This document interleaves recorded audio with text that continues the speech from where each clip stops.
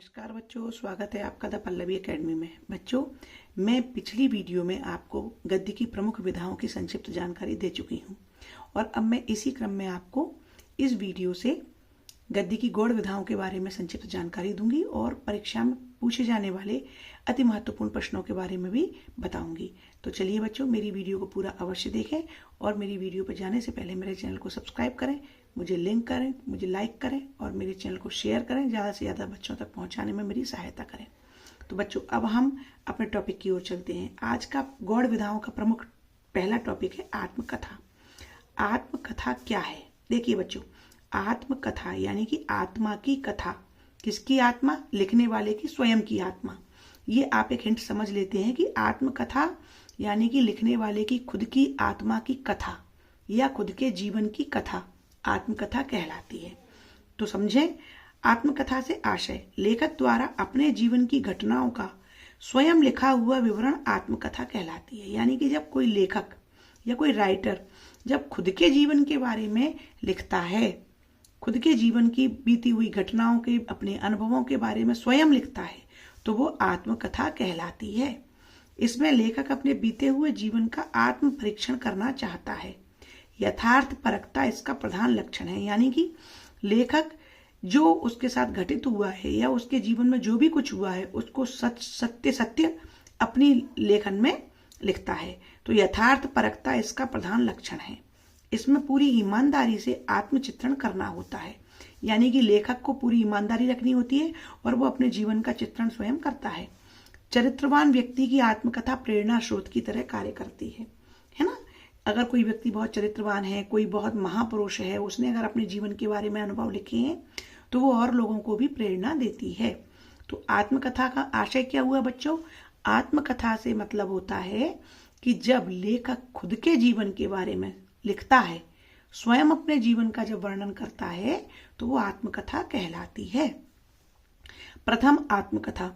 बच्चों, ये आत्मकथा लिखने का सिलसिला पहले भी पद्य साहित्य में भी लिखा गया और पद्य साहित्य में बनारसी दास जैन ने अर्ध कथानक में 1641 में पद्य के रूप में आत्मकथा लिखी। आत्मकथा का विकास क्रम भी भारतेंदु युग से यानी कि आधुनिक काल से ही प्रारंभ हुआ। तो भारतेंदु हरिश्चंद्र ने लिखा कुछ आप बीती कुछ जग बीती। श्याम सुंदर दास की आत्मकथा है मेरी आत्म कहानी। इसे भी प्रथम आत्मकथा माना गया है। तो श्याम सुंदर दास की मेरी आत्म कहानी को भी कुछ राइटरों ने, विचारकों ने प्रथम आत्मकथा माना गया है। लेकिन अगर प्रामाणिक तौर पर देखा जाए तो पद्य रूप में, कविता के रूप में बनारसी दास जैन का अर्ध कथानक को प्रथम आत्मकथा का दर्जा प्राप्त है। तो ये इसका एक परिभाषा पूछी जाती है कि आत्मकथा से आप क्या समझते हैं, तो मैं शॉर्ट में बता देती हूँ कि लेखक द्वारा स्वयं की जीवन की घटनाओं का लिखा हुआ विवरण आत्मकथा कहलाता है। इसमें यथार्थ परकता प्रधान लक्षण होता है। यह कथात्मक शैली में लिखी जाती है। यदि प्रश्न आता है कि आत्मकथा की 3 विशेषताएं लिखें, तो वो भी मैंने आपको बता दी है। बच्चों, ये बात थी आत्मकथा की। जीवनी क्या होती है? गद्य विधा जीवनी। तो जीवनी में बच्चों, आत्मकथा में तो लेखक स्वयं के बारे में लिखता है और जीवनी में लेखक किसी दूसरे व्यक्ति के बारे में लिखता है। यानी कि कोई महान व्यक्ति, कोई महापुरुष, कोई बहुत प्रसिद्ध व्यक्ति है ना, उसके जीवन के बारे में जब लेखक लिखता है तो उसे जीवनी कहते हैं। देखिए बच्चों, मैं यहाँ पर समझाऊंगी आपको जीवनी। जीवनी से आशय, देखिए, जीवनी से आशय। जीवनी में लेखक किसी महापुरुष के जीवन की घटनाओं का वर्णन करता है। जीवनी में लेखक का तटस्थ भाव प्रधान लक्षण है। तटस्थ यानी कि जीवन में जो भी कुछ उसे दूसरे व्यक्ति के बारे में पता होता है उसको बिल्कुल तटस्थता के साथ में लिखता है। तटस्थ रहता है यानी कि उसके पक्ष और विपक्ष से दूर रहकर, उसके सही और गलत के घटनाओं से दूर रहकर जो पता होता है उसे, जो प्रामाणिक होता है उसी को लिखता है। यह वर्णनात्मक शैली में लिखी जाती है। तो बच्चों, आत्मकथा यानी कि आत्मा की, स्वयं की आत्मा की कथा, और जीवनी यानी कि जीवन की कथा, लेकिन किसकी? दूसरे व्यक्ति के जीवन की कथा। तो जीवनी में लेखक किसी महापुरुष के जीवन की घटनाओं का वर्णन करता है। ये एक आवश्यक बात है कि जीवनी किसकी लिखी जा सकती है? कोई महान व्यक्ति हो, चर्चित कोई महापुरुष हो, उसकी जीवनी लिखी जाती है।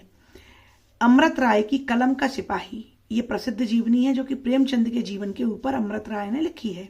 तो अमृत राय कलम का सिपाही और राम नरेश त्रिपाठी ने मालवीय जी के साथ 30 दिन यानी कि मालवीय जी के जीवन पर एक जीवनी लिखी, मालवीय जी के साथ 30 दिन। तो दो शॉर्ट क्वेश्चन आता है, जीवनी से आप क्या समझते हैं, या जीवनी की दो विशेषताएं। तो देखिए, लेखक द्वारा किसी महापुरुष या व्यक्ति विशेष के जीवन की घटनाओं का वर्णन जीवनी कहलाता है। इसमें तटस्थ भाव प्रधान लक्षण है। यह वर्णनात्मक शैली में लिखी जाती है। आत्मकथा और जीवनी में अंतर। बच्चों, ये 3 नंबर का प्रश्न आता है, आत्मकथा और जीवनी में अंतर। बहुत ही महत्वपूर्ण प्रश्न है। तो इसका पहला, अपने जीवन की घटनाओं का स्वयं लिखा हुआ वर्णन आत्मकथा कहलाता है। वहीं लेखक द्वारा किसी महापुरुष के जीवन का वर्णन जीवनी कहलाता है। दूसरा क्या है? दूसरा अंतर है कि आत्मकथा में यथार्थ परकता इसका प्रधान लक्षण है, वहीं जीवनी में तटस्थ भाव इसका प्रधान लक्षण है। तीसरा अंतर क्या है? आत्मकथा कथात्मक शैली में लिखी जाती है और जीवनी वर्णनात्मक शैली में लिखी जाती है।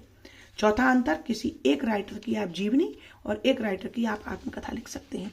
तो बच्चों, ये था आपका संक्षिप्त विवरण और इम्पोर्टेंट क्वेश्चन।